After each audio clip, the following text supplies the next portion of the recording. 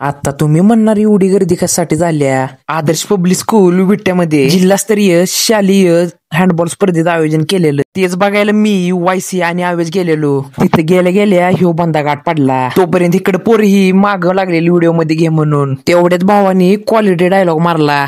आदर्श match बघायला.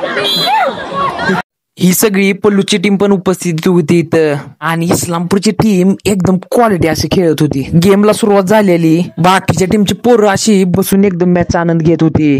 तोपर्यंत तुम्ही बारीक मध्ये एक सिनेमॅटिक बघून घ्या.